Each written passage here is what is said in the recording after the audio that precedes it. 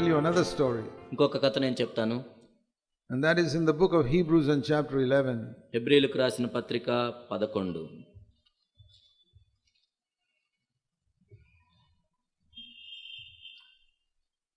Here we read about the mother of Moses in verse 23. 23వ వచనంలో మోషే యొక్క తల్లి గురించి మనం చదువుతాం. Moses' father and mother.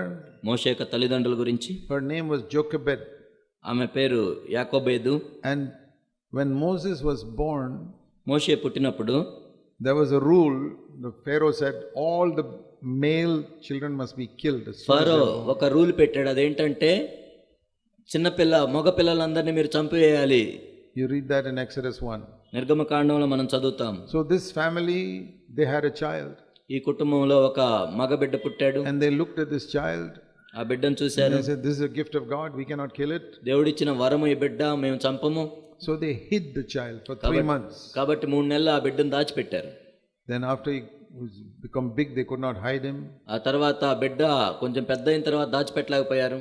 See, the father was a slave, like all the thousands of Israelites were slaves in Egypt. అక్కడ తండ్రి చూస్తే ఒక బానిసగా ఉన్నాడు. ఎందుకంటే ఇశ్రాయేల్ అందరూ ఐగుప్తులో బానిసలుగా ఉన్నారు. అప్పుడు he had to go to work 6 o'clock in the morning. కాబట్టి పొద్దున 6ంటికి ఆయన పని చేయడానికి వెళ్ళాలి మరి. And he would come home only at 8 o'clock at night. ఆ తర్వాత రాత్రి 8ంటికే వస్తాడు. He was away the whole day. He was a slave. రోజంతా కూడా ఆయన బయటే ఉండాలి, ఎందుకంటే ఒక బానిస.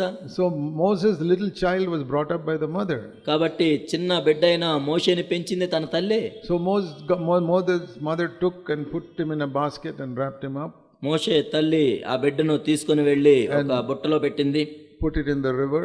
ఆ తర్వాత జమ్ము అవన్నీ వేసి ఒక నదిలో వేసింది. And told her 12-year-old daughter Miriam to look at it. ఆ 12 సంవత్సరాల కుమార్తె అయిన మిరియాముకు చెప్పింది. She prayed. ప్రార్థన చేసింది. Lord, I don't want to kill this child because the king has said rules like that. ఓ ప్రభువా, ఫరోనేమో ఇలాంటి రూల్స్ పెట్టాడు, మరి నేనేమో చంపను. Please protect this child. దయచేసి బిడ్డను కాపాడండి. Please save his life in some way. దయచేసి ఏదో ఒక విధంగా కాపాడండి మీరు.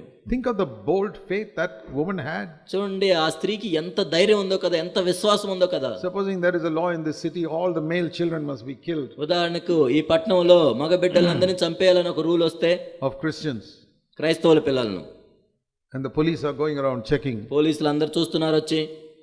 Will you have faith as a mother to say God will protect my child? నిజంగా ఒక తల్లిగా నా బిడ్డను దేవుడు కాపాడతాడనే విశ్వాసం నీకు ఉంటుందా? And she prayed, and God allowed Pharaoh's daughter to come and pick up that child. ఆమె ప్రార్థన చేసింది. అయితే దేవుడు ఏం చేశాడంటే ఫరో యొక్క కుమార్తె ఆ బిడ్డను చూసేటట్లు చేశాడు. And immediately Miriam, the mother told Miriam, you go and if somebody picks up, go and say I'll look after the child. వెంటనే మిరియాముకు చెప్పింది, వెళ్ళి నేను ఆ బిడ్డను నేను చూసుకుంటానని చెప్పమని. So she went to Pharaoh's daughter. ఆమె వెళ్ళింది ఫరో కుమార్తె దగ్గరకు. Do you want an ayah to look after this child? ఈ బిడ్డను చూసుకోవడానికి నీకేమైనా ఆయా అవసరం ఉందా? I will call one. నేను ఒకరిని పిలుస్తాను. So she went and called the mother. వెళ్ళి తల్లినే పిలిచింది. Pharaoh's daughter did not know this is the mother. కాబట్టి ఫరో కుమార్తెకు తెలియదు ఆమె సొంత తల్లిని. Please look after this child. దయచేసి బిడ్డను చూసుకోమ్మా అనింది. Maybe after 8-9 years is old enough to take care of himself, bring him to the palace. 8-9 సంవత్సరాలు నువ్వు పెంచి పెద్ద చేసి రాజభవనానికి తీసుకుందామని. The mother was so happy. అప్పుడు ఆ తల్లి ఎంతో సంతోషించింది. And she knew, I have this child with me only for 8 or 9 years. ఆమెకు తెలిసి ఈ బిడ్డ నా దగ్గర ఉండేది కేవలం 8-9 సంవత్సరాలు మాత్రమే. Not 18 years. 18 సంవత్సరాలు కూడా ఉండడు. I have this child with me for 8 or 9 years. ఈ బిడ్డ నా దగ్గర 8-9 సంవత్సరాలు మాత్రమే ఉంటాడు. In those 8 or 9 years, I must teach him everything about God. ఆ 8-9 సంవత్సరాల్లోనే దేవుని గురించిన సమస్తమును నేను చెప్పాలి, so that he will never forget it. కాబట్టి ఎప్పుడు మర్చిపోకుండా. I must teach him not to love money. ధనాశ కలిగి ఉండకూడదని బోధించాలి. I must teach him not to love sinful pleasures. కాబట్టి పాపం వలన వచ్చే సుఖాలను ప్రేమించకూడదని చెప్పాలి. I must teach him not to seek the honor of this world. ఈ లోకం యొక్క ఘనతను వెతకూడదని చెప్పాలి. And I must teach him that he belongs to God and not to this heathen nation. ఆయన దేవునికి సంబంధించిన వాడని చెప్పాలి, ఈ ఐగుప్తు దేశానికి సంబంధించిన వాడు కాదు. And if you want to know what a first class job that mother did, కాబట్టి ఆ తల్లి ఎంత శ్రేష్టమైన పని చేసిందో మీరు చూడాలంటే, I told you the father is working as a slave from 6 o'clock in the morning till 8 o'clock at night. నేను చెప్పాను, తండ్రి ఒక బానిస, పొద్దున 6ంటికి వెళ్ళి రాత్రి 8ంటికి వస్తాడు ఇంటికి. But this mother, కానీ తల్లి brought up this child. ఈ బిడ్డను ఎంతో బాగా పెంచింది. And then 8-9 years old, he has to send him to the palace. 8-9 సంవత్సరాలు వచ్చిన తర్వాత రాజభవనానికి పంపించాలి. I am sure that mother prayed for Moses every day for the next 30 years. ప్రతిరోజు తర్వాత 30 సంవత్సరాలు మోషే గురించి ఆమె ప్రార్థిస్తూనే ఉంది. Do you parents pray for your children when they go away from home? తల్లిదండ్రులైన మీరు మీ బిడ్డలు మీ ఇంటి నుంచి వెళ్ళిన తర్వాత మీరు ప్రార్థిస్తున్నారా? When they face all the problems in the world, ఈ లోకంలో ఉన్న సమస్యలన్నీ వాళ్ళు ఎదుర్కొంటూ ఉన్నప్పుడు your prayers can protect them. మీరు చేసే ప్రార్థనలే వారిని రక్షిస్తాయి, She కాపాడతాయి. prayed and prayed and prayed and prayed. ఆమె ప్రార్థిస్తూ ఉంది. What is the result? ఫలితం ఏంటి? When Moses, 30 years later, when Moses is 40 years old, 30 సంవత్సరాల తర్వాత మోషేకి 40 సంవత్సరాలు వచ్చాయి. he has the opportunity to become the Pharaoh of Egypt. ఐగుప్తుకు ఫరో అయ్యే అవకాశం వచ్చింది మోషేకు. But it says in verse 24, కానీ 24వ వచనంలో చెప్పబడింది, he refused to be called the son of Pharaoh's daughter. ఫరో కుమార్తె యొక్క కుమారుడు అనిపించుకొనుటకు ఒప్పుకోలేదు. I am an Israelite, I am not a son of Pharaoh's నేను daughter. ఒక ఇశ్రాయేలును, ఫరో కుమార్తె యొక్క కుమారుడిని కాదు. That is like your child standing up and saying, I am a disciple of Jesus, I don't belong to these heathen religions. అదేంటంటే మీ బిడ్డ నేను యేసుక్రీస్తు ప్రభు యొక్క శిష్యుడిని కానీ ఈ అన్ని మతానికి సంబంధించిన వాడు కాదు అని చెప్పటం. Have you trained your son and daughter to stand up like that in their office or wherever they are working? మీ బిడ్డలు ఎక్కడ పనిచేస్తున్నా కానీ ఈ విధంగా చెప్పాలని మీరు తర్ఫీదు ఇచ్చారా? Or do you teach them always please your boss so that you'll get promotion? లేకపోతే మీరు ఏ విధంగా బోధిస్తున్నారా? మీ యజమానుని ఎప్పుడు సంతోషపరచు, నీకు తొందరగా promotion వచ్చిద్దని. That shows what type of Christian you are. అసలు నువ్వు ఎలాంటి క్రైస్తవుడివో దాన్ని బట్టి తెలుస్తుంది. You are more interested in promotion for your children than in their being witnesses for Christ. వాళ్ళు క్రీస్తుకు సాక్షులుగా ఉండటం కంటే వాళ్ళకి వచ్చే ప్రమోషన్ల మీదే నీకు ఎక్కువ ఆసక్తి ఉంది. You should be ashamed to say you belong to CFC. అప్పుడు నువ్వు సిఎఫ్సి సంఘాను అని చెప్పుకోవడానికి సిగ్గుపడాలి.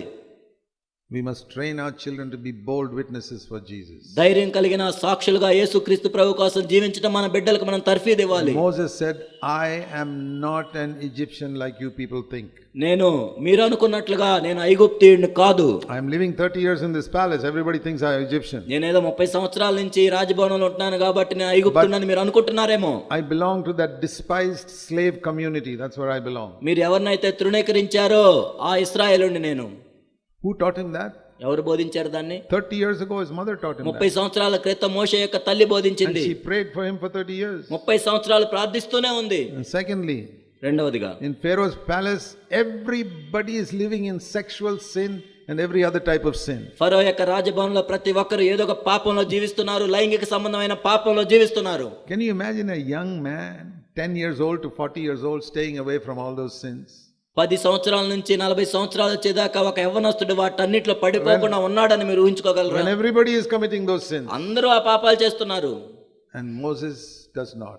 కానీ మోషే చేయలేదు. From the age of 10 to 40. 10 నుంచి 40 సంవత్సరాల వయసు దాకా. Those are the years when men are tempted the most sexually. పురుషులు లైంగికంగా శోధించబడే వయసు 10 నుంచి 40. And he says no. లేదని చెప్పాడు. He refused to enjoy, verse 25, the passing pleasures of sin. అల్పకాలము పాప భోగములను అనుభవించడానికి ఆయన నిరాకరించాడు. Who taught him that? ఎవరు బోధించారు? His mother. తల్లి.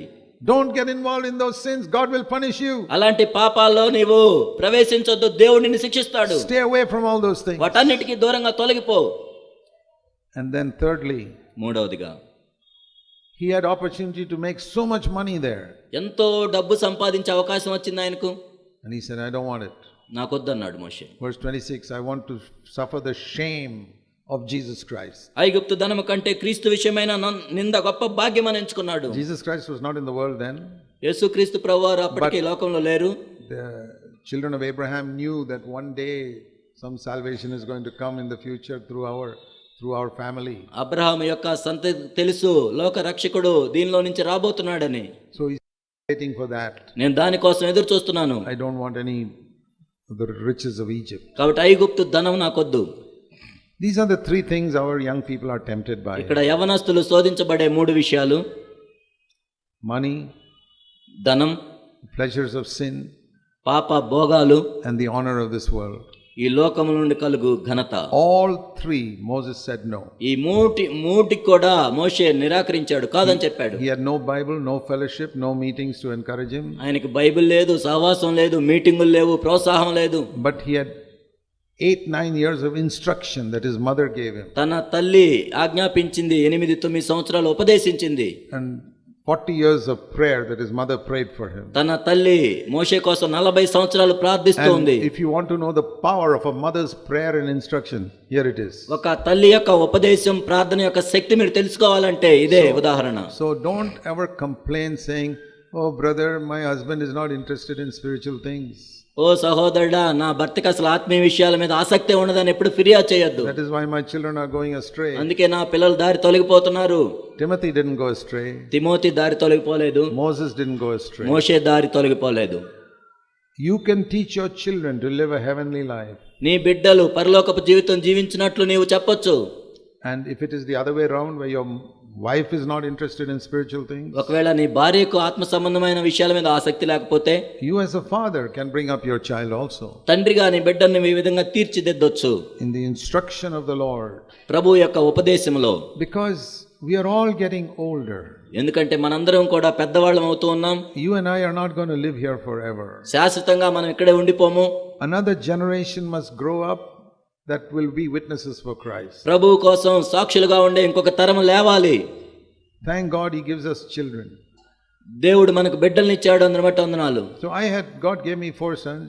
దేవుడు నాకు 4 కుమారులను ఇచ్చాడు. I said, Lord, they must carry on the faith I have preached. ఓ ప్రభువా, నేను ఏదైతే విశ్వాసాన్ని ప్రకటిస్తున్నానో నా బిడ్డలు కూడా దాన్ని తీసుకొని రావాలి. What is they just use? They're getting educated and sitting in a church and singing songs. ఏదో వాళ్ళు బాగా చదువుకొని సంఘంలో కూర్చొని పాటలు పాడుతూ ఉంటే ఏంటి ఉపయోగం? They must be witnesses for Jesus. వాళ్ళు క్రీస్తు కోసం సాక్షులుగా ఉండాలి. In their place of work, వాళ్ళు పనిచేసే స్థలంలో, everywhere. ఎక్కడైనా సరే. And then I must teach them to teach their children also when they are small.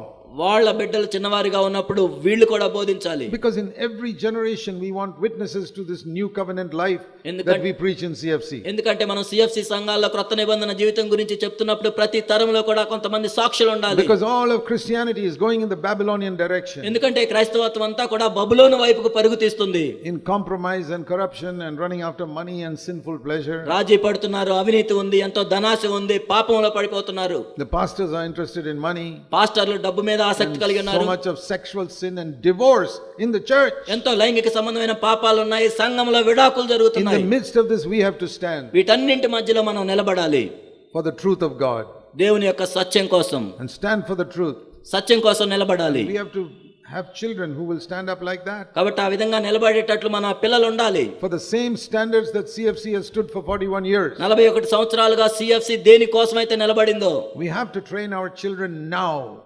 ఇప్పుడే మన పిల్లలకు మనం తర్ఫీదు ఇవ్వాలి. We have to start when they are 2 years old. వాళ్ళకి 2 సంవత్సరాలు వచ్చినప్పుడే మనం ప్రారంభించాలి. Till they leave our home. మన ఇంటిని వాళ్ళు విడిచిపెట్టేదాకా. And then keep on praying after they leave our home. ఆ తర్వాత కూడా మనం వాళ్ళ కోసం ప్రార్థిస్తూ ఉండాలి. There will be a continuing generation till Jesus comes of those who witness to the truth. యేసు ప్రభు వచ్చే వరకు కూడా సత్యం కోసం సాక్షులుగా ఉండేవారు నిరంతరం ప్రతి తరంలో కొనసాగుతూ ఉండాలి. Who will live a heavenly life and preach a heavenly life. ఈ భూమి మీద పరలోకపు జీవితాన్ని జీవిస్తూ దాన్ని ప్రకటించేవారు కావాలి. You don't have to be very clever. మనం ఏదో గొప్ప తెలివితేటలు మనకు అవసరం లేదు. But you have to be humble.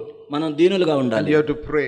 మనం ప్రార్థిస్తూ ఉండాలి. That all of us can do. మనందరం చేయొచ్చు అది. If you don't know the Bible also doesn't matter. నీకు బైబిల్ సరిగా తెలియకపోయినా పర్వాలేదు. The little bit you know you can teach your children. నీకు తెలిసిన దాంట్లో నుంచే నీ బిడ్డలకు బోధించొచ్చు. And pray for them. వారి గురించి ప్రార్థిస్తూ ఉండొచ్చు. That the Lord will make them his witnesses. దేవుడు తన సాక్షులుగా నీ బిడ్డలను వాడుకున్నట్లుగా.